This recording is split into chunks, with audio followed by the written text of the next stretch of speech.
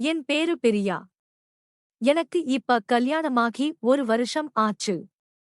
எங்க அப்பாவுக்கு நாங்க 2 பொண்ணுங்க. என்னோட அக்கா என்னை விட 2 வயசு பெரியவள்.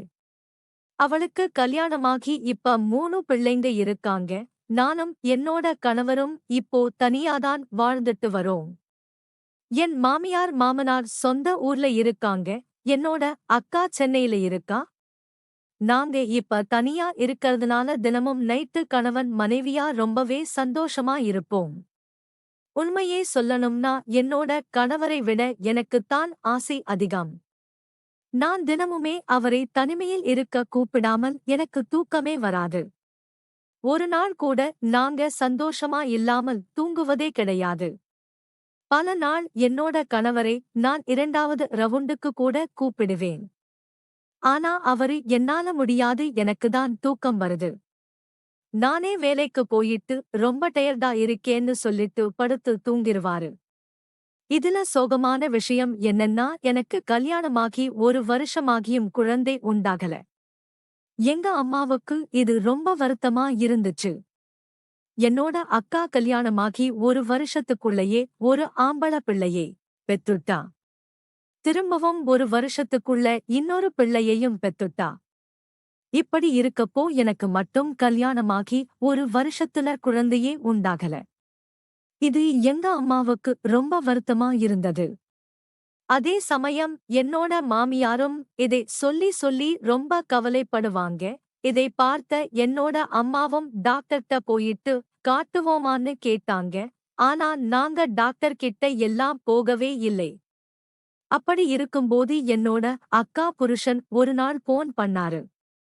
மறுநாள் உன் ஊருக்கு ஒரு வேளையா வரதாவும், உன்னோட அக்கா வரல, நான் மட்டும்தான் வரப்போறேன்னு சொல்லிட்டு இருந்தாரு. மறுநாள் என்னோட அக்காவோட கணவர் சொன்ன மாதிரியே எங்க வீட்டுக்கு வந்துட்டாரு. காலையில டிபன் சாப்பிட்டுட்டு அவர் வேலை விஷயமா வெளியில போயிட்டாரு. நான் சாயந்தரம்தான் வருவேன்னு சொல்லிட்டு போயிட்டாரு. அன்னைக்கு கொன்னு பார்த்து திடீர்னு என்னோட கணவர் மதியமே வீட்டுக்கு சாப்பிட வந்துட்டாரு. என்னங்க திடீர்னு சாப்பிட வந்திருக்கீங்களே, என்ன விஷயம் அப்படின்னு கேட்டேன். இல்லம்மா, ஆபீஸ்ல ஒரு முக்கியமான விஷயம். அதனால என்னை வெளியூருக்கு போக சொல்லி இருக்கறாங்க. அதனால நான் திரஸ் எடுத்துட்டு போறதுக்காகத்தான் வந்தேன்னு சொல்லிட்டு மதிய சாப்பாட்டு வீட்டிலேயே சாப்பிட்டுட்டு அவசர அவசரமா அவரோட திரஸ் எல்லாம் எடுத்துட்டு ஆபீஸ்க்கு கிளம்பி போயிட்டாரு. போகும்போது மச்சான் வந்திருந்தா. அவரை தங்கிட்டு ஒரு நாள் இருந்துட்டு நாளைக்கு ஊருக்கு போகச் சொல்லு. வந்த இடத்துல நானும் அவரை சந்திச்சு பேசவே இல்லை. அதே மாதிரி வந்த உடனே அவரை அனுப்பிட்டாலும் அது ரொம்ப மனசுக்கு வருத்தமா இருக்கும். அதனால நான் பேசாததால அவரை ஒரு நாள் தங்கிட்டு அனுப்பச் சொல்லுன்னு சொன்னாரு. அப்பத்தான் நல்லா இருக்கும் அப்படின்னு சொல்லிட்டு என்னோட கணவரும் சாப்பிட்டுட்டு உடனே வெளியூருக்கு கிளம்பிட்டாரு. சாயந்தரம் வரேன்னு சொன்ன என்னோட மாமாவும் சாயந்தரம் வரவே இல்லை. அவர் நைட்டு ஒரு 8 மணிக்குதான் வந்தாரு. சாப்பிட்டுட்டு உடனே நான் கிளம்புறேன், இப்பவே லேட் ஆச்சு, ஊருக்கு போறேன்னு சொன்னாரு. அப்பதாந்து நான் சொன்னேன், என்ன மாமா, நீங்க சாயந்தரம் வந்திருந்தீங்கன்னா ஊருக்கு போக கரெக்டா இருந்திருக்கும். ஆனா இப்பவே பாருங்க மணி 8 ஆயிடுச்சு. இதுக்கு அப்புறமா நீங்க ஊருக்கு கிளம்பி போய் சேர்வதுக்கு ரொம்ப லேட் ஆகும். என்னோட கணவர் கூட சொல்லிட்டுதான் போயிருக்காரு. மச்சான் வந்தாலும் நைட் தங்கிட்டு போ சொல்லுன்னு. ஏற்கனவே நேத்துதான் திராவல் பண்ணிட்டு வந்திருப்பாரு. மறுபடியும் இன்னைக்கும் அவர் திராவல் பண்ணா உடம்பெல்லாம் ரொம்ப வலியா இருக்கும். அதனால நாளைக்கு போனா அவரால எந்த வேலையும் செய்ய முடியாது. அதனாலதான் இன்னைக்கு ஒரு நாள் நைட் நல்லா தங்கி ரெஸ்ட் எடுத்துட்டு நாளைக்கு போகச் சொல்லு அப்படின்னு சொல்லிட்டுதான் போயிருக்காரு. அதனால நீங்க கண்டிப்பா இருந்துட்டுதான் போகணும். நீங்க இல்லாம போயிட்டீங்கன்னா என்னோட கணவர் என்னை வந்து திட்டுவாரு அப்படின்னு சொல்லி நான் அவரை இருக்க வச்சேன். அதே மாதிரி உங்க மச்சானும் அவசரமா வேலை விஷயமா வெளியூருக்கு கிளம்பி போயிட்டாரு. அவர் உங்களை சந்திச்சு பேச முடியலன்னு சொல்லி ரொம்பவே வருத்தப்பட்டாரு. அவர் வருத்தப்பட்ட விஷயத்தையும் என்னோட மாமா கிட்ட சொன்னேன். என்னோட மாமா கிட்ட சொல்லும்போது ரொம்ப நேரமா யோசிச்சு என்னோட மாமா சரி நீ சொன்னது கரெக்ட் தான். இப்பவே ரொம்ப லேட் ஆயிடுச்சு. அதனால நான் இங்க தங்கிட்டு நாளைக்கே போறேன் அப்படின்னு சொல்லிட்டு இருக்கறதுக்கு சம்மதிச்சாரு. இந்த விஷயத்தை என்னோட அக்காவுக்கு போன் போட்டுட்டு சொன்னாரு. என்னோட அக்காவும் சரிங்க தங்கிட்டு காலையில வாங்க அப்படின்னு சொல்லிட்டா. அதுக்கப்புறமா என்னோட மாமா டிப்பன் சாப்பிட்டு முடிச்சதுனால சரி டைம் பாஸ் பண்ணுவோம் அப்படின்னு சொல்லிட்டு சோப்பால உட்கார்ந்து டிவி பார்க்க ஆரம்பிச்சாரு. அப்ப மாமா கிட்ட மாமா இப்பதான் சாப்பிட்டீங்க, எதுவும் காபி டீ எதுவும் குடிக்கிறீங்களா? வேணுமா போட்டு தரும்போது தரவான்னு கேட்டேன். உடனே மாமாவும் அதெல்லாம் வேணாம். இப்பவே நல்லா திருப்தியா சாப்பிட்டுட்டேன். எனக்கு எதுவும் வேணாம் அப்படின்னு சொல்லிட்டாரு. சரியான்னு சொல்லிட்டு என்னோட எல்லா வேலையும் முடிஞ்சதுனால நானும் என் மாமாவுக்கு பக்கத்திலேயே உட்கார்ந்து டிவி பார்த்துட்டு இருந்தேன். அப்ப எங்க மாமா என்கிட்ட பேச்சு கொடுக்க ஆரம்பிச்சாரு. உங்க அம்மா போன வாரம் எங்க வீட்டுக்கு வந்திருந்தாங்களா? உன்னை பத்தி சொல்லி ரொம்பவே கவலைப்பட்டாங்க. ஒரு வருஷமாகியும் உனக்கு குழந்தை பிறக்கலன்னு ரொம்ப கவலைப்பட்டாங்க. உங்க அம்மா நினைச்சுக்கிட்டே இருக்கறாங்க நீங்க 2 பேரும் பேசி குழந்தை பெத்திக்கிறத தள்ளி போட்டுருக்கீங்க அப்படின்னு நினைச்சுக்கிட்டு இருக்கறாங்க என்கிட்ட வந்து சொன்னாங்க. நீங்க அவங்க கிட்ட பேசி அவங்களுக்கு புரிய வைங்கன்னு சொன்னாங்க. அதுக்கு நான் உங்க அம்மா கிட்ட அவங்க படிச்சவங்க கொஞ்ச நாள் போகட்டும். அதுக்கப்புறமா பெத்துக்கலாம்னு நினைச்சிருப்பாங்க. இதுக்கெல்லாம் நீங்க கவலைப்படலாமா? ஒன்றுட்டு நான் உங்க அம்மாவுக்கு அட்வைஸ் பண்ணேன். அப்படின்னு என் மாமா என்கிட்ட சொன்னாரு. இதை கேட்ட உங்க அம்மா என்ன சொன்னாங்கன்னா என்ன மாப்பிள்ளை நீங்க சொல்றீங்க நீங்க என்னோட மூத்த மருமகன் என்னோட பொண்ணும் நீங்க படிக்கலையா என்ன உங்களுக்கு கல்யாணமாகி ஒரு வருஷத்திலேயே குழந்தை பிறக்கலையா படிப்பு வேற இந்த விஷயம் வேற அப்படின்னு வந்து உங்க அம்மா எனக்கே புத்திமதி சொன்னாங்க. நேத்து கூட நான் கிளம்புறதுக்கு முன்னாடி உங்க அம்மாவுக்கு போன் பண்ணி நான் உங்க வீட்டுக்கு வர போற விஷயத்தை சொன்னேன். அப்போ உங்க அம்மா என்ன சொன்னாங்கன்னா மாப்பிள்ளை நீங்க போறதுதான் போறீங்க பிரியாவுக்கு நல்ல புத்திமதி சொல்லிட்டு வாங்க சற்று கொட்டுன்னு ஒரு குழந்தையை பெற்று கொடுக்க சொல்லுங்க அப்படின்னு என்கிட்ட சொல்லியும் அனுப்புனாங்க அப்படின்னு என்னோட மாமா என்கிட்ட சொல்லிட்டு இருந்தாங்க. அப்படியே எங்க மாமாவும் சொன்னாங்க பெரியா நீ படிச்சவ என்ற விஷயத்தை நீ தள்ளி போடலாமா? மச்சான் கிட்ட சொல்லி புரியவே சீக்கிரமா நல்ல ஒரு குழந்தையை பெத்துக்கோங்க அப்படின்னு என்னோட மாமா எனக்கு புத்திமதி சொன்னாங்க. மாமா எங்களுக்கு குழந்தை பெத்துக்கணும்னு ஆசைதான். ஆனா அது உண்டாக மாட்டேங்குதே அப்படின்னு நான் சொன்னேன். அதுக்கு மாமா உடனே ஏன் என்னாச்சு டாக்டர் போய் பார்த்தீங்களா? ஏதாவது உங்க 2 பேர்ல யாருக்காவது குறை இருக்கா? நீங்க 2 பேரும் டாக்டர் கிட்ட செட் பண்ணி பார்த்தீங்களா? சோ யாருக்கு பிரச்சனை இருக்கு அப்படின்னும் கேட்டாரு. மச்சானையும் கூட்டிட்டு கோணியா சில நேரம் கள்ள 2 பேருக்கு கூடம் பிரச்சனை இருக்கலாம் என்று சொல்லி எனக்கு அறிவுரையும் சொன்னாரு. உடனே நான் சொன்னேன் டாக்டர் கிட்ட போகல மாமா அதுக்கு அவசியமும் இல்லை அப்படின்னு சொன்னேன். இதை கேட்டதும் என்னோட மாமா என்ன சொல்ற என்ன விஷயம்? எனக்கு புரியல கொஞ்சம் புரியற மாதிரி சொல்லேன் அப்படின்னு சொன்னாரு. அப்ப நான் சொன்னேன் ஒரு விஷயம்தான் என்னோட மாமாவுக்கு பேரதிர்ச்சியா இருந்துச்சு. அப்போ எனக்கு அழுகையே வந்துருச்சு. உடனே மாமா வந்து எனக்கு ஆறுதல் சொன்னாரு. ஆராதன்னு சொன்னாரு. நான் சொன்னேன் மாமா நான் ஏன் டாக்டர் கிட்ட போகலன்னு நான் சொல்றேன்னு தெரியுமா? நான் சொல்றதை கேட்டு நீங்க அதிர்ச்சியாக கூடாது. இந்த விஷயம் என்னோட அப்பா அம்மாவுக்கு கூட தெரிய வேண்டாம் அப்படின்னு சொன்னேன். நான் சொல்றப்பவே என்னோட மாமாவுக்கு அதை கேட்டு பேரதிர்ச்சியா இருந்துச்சு. என்ன அப்படி இவர் சொல்ல போறா அப்படின்னு சொல்லி அவர் ரொம்ப அதிர்ச்சியாவே அதை கேட்டுட்டு இருந்தாரு. இந்த விஷயத்தை என்னோட அம்மா அப்பா கிட்ட சொல்லிராதீங்க, அவங்களால இதை தாங்கிக்கவே முடியாது அப்படின்னு நான் அவர்கிட்ட சொன்னேன். என்னம்மா சொல்ற? என்னம்மா இப்படி பிரச்சனை அப்படின்னு சொல்லி கேட்டாரு. சரி பிரியா, நான் யாருக்கிட்டையும் சொல்ல மாட்டேன். உன் மேல பிராமிஸ். உண்மையான காரணத்தை நீ சொல்லு அப்படின்னு சொல்லி கேட்டாரு. நான் உன்கிட்ட உண்மையான காரணத்தை வெட்கத்தை விட்டு சொல்றேன். மாமா, நாங்க தினமும் இரவு ஒன்னாத்தான் படிக்கிறோம். என்னதான் அவர் உடம்பு கட்டு மஸ்தான் போல இருந்தாலும் கூட அவர் அந்த விஷயத்துல லாயக்கே இல்லை. அவருக்கு நைட் வேலைக்கு லாயக்கே இல்லை மாமான்னு சொன்னேன். என்னம்மா சொல்ற? எனக்கு கொஞ்சம் புரியற மாதிரி விளக்கமா சொல்லுமா அப்படின்னு சொல்லி மறுபடியும் மாமா கேட்டார். அவர் இப்படி கேட்டதும் எனக்கு அழுகை வந்துருச்சு. நானே அழுதுகிட்டேன்னு சொல்ல ஆரம்பிச்சேன். மாமா அவர் நல்லவர்தான். என் மேல ரொம்ப பாசம் அதிகம்.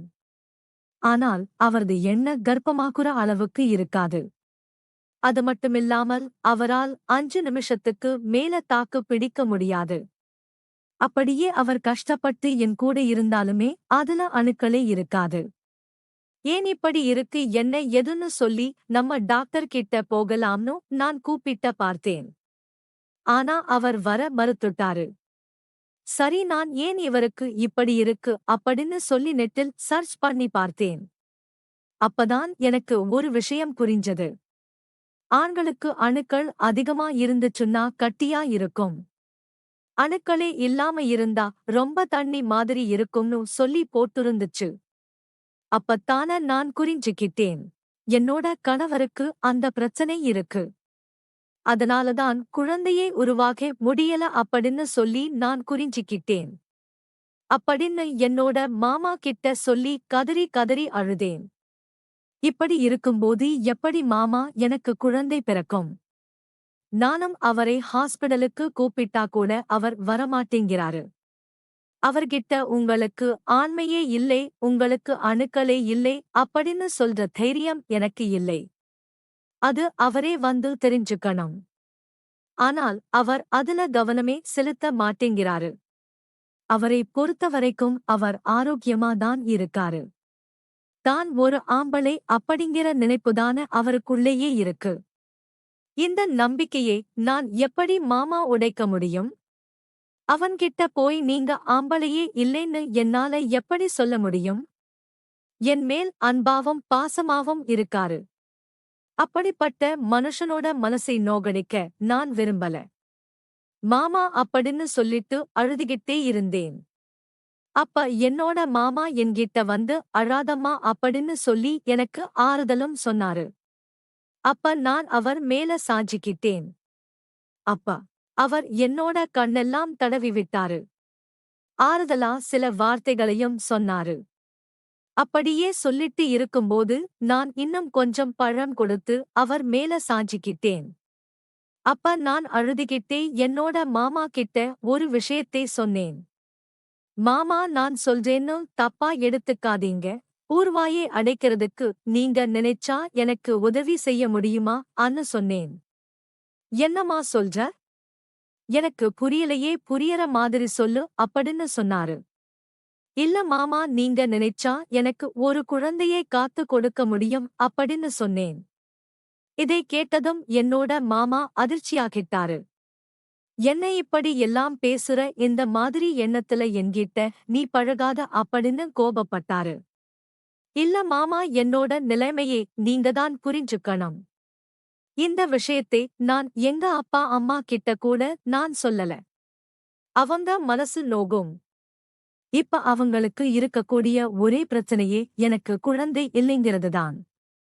என்னோட மாமனார் மாமியாருக்கும் அதே பிரச்சனைதான். எனக்கு குழந்தை இல்லைன்னு என்னோட கணவரை ஹாஸ்பிடலுக்கு கூப்பிட்டா கூட அவர் வரவும் மாட்டேங்கிறாரு. அவரை பொறுத்தவரைக்கும் அவர் ஒரு ஆண்மகன் அப்படிங்கிற நினைப்புதான் அவன்கிட்ட எப்பவுமே இருக்கு. இப்படி இருக்கும்போது எல்லா இடத்திலேயும் இந்த பிரச்சனையை சமாளிக்கிறது நான் மட்டும்தான். நான் ஏன் இவ்வளவு கஷ்டப்படணும்? நீங்க நினைச்சீங்கன்னா அந்த பிரச்சனையில இருந்து என்னால வெளியே கொண்டு வர முடியும் அப்படின்னு சொல்லி நான் கெஞ்சினேன். ஆனா என்னோட மாமாவோ என்னோட அக்காவுக்கு எல்லாம் துரோகம் பண்ண முடியாது. நீ வந்து என்கிட்ட எந்த மாதிரி ஒரு எண்ணத்துல நீ பழகாத. நான் இன்னும் கொஞ்ச நேரம் இங்கே இருந்தால் நடக்கக்கூடாதது எல்லாம் நடந்திரும் போல. நான் இங்கே இருக்கிறதே முதல்ல தப்பு.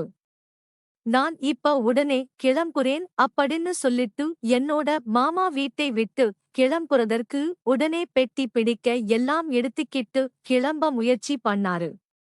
அப்ப நான் என்னோட மாமாவை எவ்வளவோ தடுத்து பார்த்தேன். அப்ப அவர் முடியாது, நான் கிளம்புகிறேன்.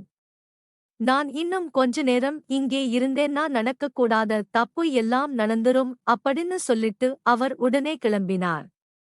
ஆனா இந்த வாய்ப்பை நான் மிஸ் பண்ண விரும்பல.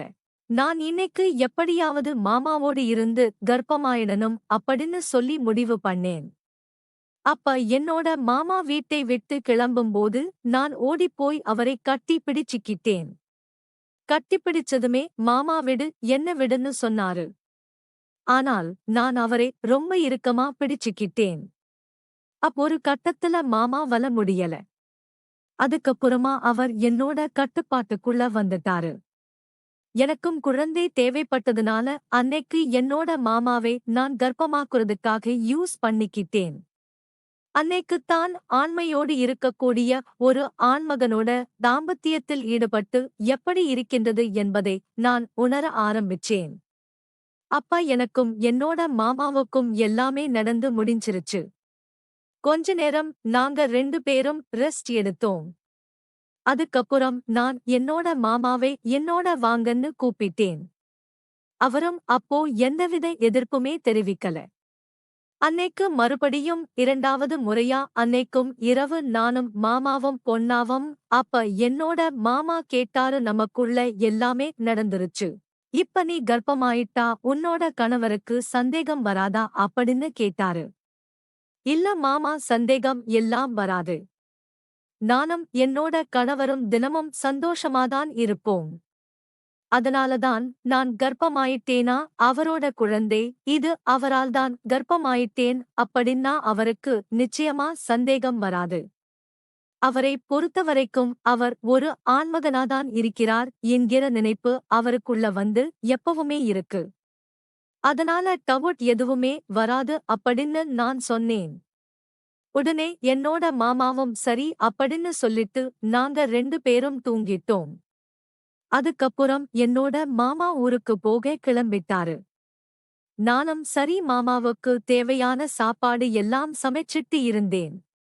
அப்ப கிளம்புறதுக்கு முன்னாடி என்னோட மாமா நம்ம இன்னொரு தடவை பண்ணலாமான்னு கேட்டாரு. எனக்கும் அது ஆசைதான். சரின்னு சொல்லிட்டு அன்னைக்கு என்னோட மாமா கிளம்புறதுக்கு முன்னாடி கூட நானும் அவரும் ஒண்ணா இருந்தோம். அதுக்கப்புறம் என்னோட மாமா ஊருக்கு கிளம்பி போயிட்டாரு. என்னோட மாமா கிளம்பி போன கொஞ்ச நேரத்திலேயே என்னோட கணவர் வீட்டுக்கு வந்தாரு. மச்சான், அதுக்குள்ள கிளம்பி போயிட்டாரா? ஆமாங்க, அதுக்குள்ளேயே கிளம்பி போயிட்டாரு அப்படின்னு சொன்னேன். அவரும் சரி அப்படின்னு சொல்லிட்டு வீட்டுல இருந்தாரு. அவர் வெளியூருக்கு போயிட்டு வந்ததால அன்னைக்கு ஆபீஸ்க்கு அவர் போகல. ஆபீஸ்ல அவருக்கு ஒரு நாள் நீங்க ரெஸ்ட் எடுத்துட்டு வாங்க அவங்களுக்குன்னு சொல்லி லீவ் கொடுத்துட்டாங்க. அதனால அன்னைக்கு என்னோட கணவர் வீட்டில்தான் இருந்தாரு. அதுக்கப்புறம் என்னோட கணவருக்கு சந்தேகம் வரக்கூடாது அப்படிங்கறதுக்காக தினமும் நாங்க எப்படி சந்தோஷமா இருப்போமோ அதே போல நான் அவர் கூட தொடர்ந்து சந்தோஷமா இருந்தேன். ஆனா இருந்தாலும் என் மாமாவோட இருந்த மாதிரி ஒரு ஃபீல் எனக்கு கிடைக்கல. மறுபடியும் என்னோட மாமாவோட இருக்கணும் போலன்னு எனக்கு தோணுச்சு. மறுநாள் என்னோட மாமாவுக்கு போன் பண்ணி